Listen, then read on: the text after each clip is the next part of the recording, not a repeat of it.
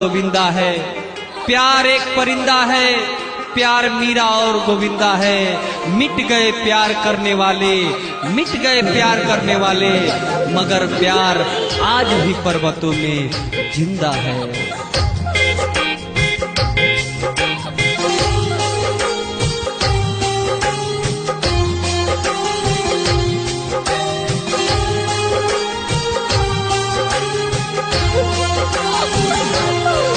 कबहू न करिह प्यार न त जिंदगी होई बेकार। केहू के भइल न पूरा बा, एकर नम में अधूरा बा, एकर नम में अधूरा बा।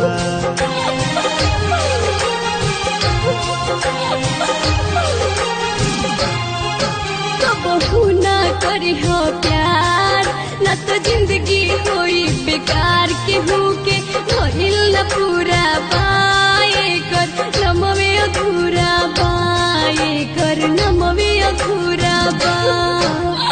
ऐसन डूब जइब तू पीर में, ऐसन डूब जइब तू पीर में, रही ना सांस शरीर में।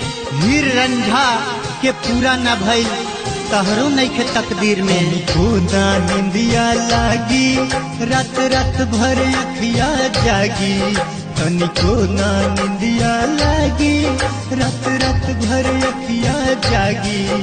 कवनो तू करबू जतन दिल के ना बूती आगी। दिहगारी दुनिया सारी, दिहगारी दुनिया सारी, छूट जाई घर परिवार। कबहू न करिह प्यार न तो जिंदगी होई बेकार। केहू के भइल न पूरा बाए कर नम में अधूरा बाए कर नम में अधूरा बा। दगाबाज से साथ मत करिह, दगाबाज से साथ मत करिह, हो जाए तो कबो मुलाकात मत करिह। जिंदगी में खुश रहे के होखे, जिंदगी में खुश रहे के होखे, त दिल के कबो बात मत करिह, त दिल के कबो बात मत करिह।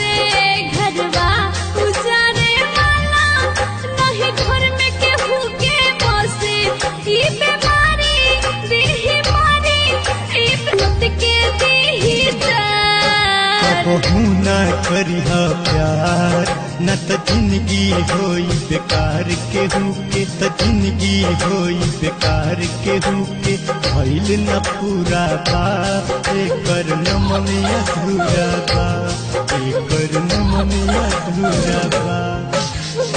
जब ई आपन बनावेला, जब ई आपन बनावेला, बलबल ई तो सतावेला। बिछड़ जाई साथी तो हर पल रोइया आवेला। कहे शैलेश राज गजेंद्र ई ऐसन हवे समंदर। कहे शैलेश राज गजेंद्र ई ऐसन हवे समंदर। कतना मजनू डूबी गईले ये प्रेम नदी के अंदर। लोरवा ढाड़ी नैन बेचारी, लोरवा ढाड़ी नैन बेचारी, होरी पाली के दिल के पुकार। कबहू न करिह प्यार न त जिंदगी होई बेकार। केहू के भइल न पूरा बा, एकर नम में अधूरा बा, एकर नम में अधूरा। कबहू न करिह प्यार न तो जिंदगी होई बेकार। केहू के भइल न पूरा बा।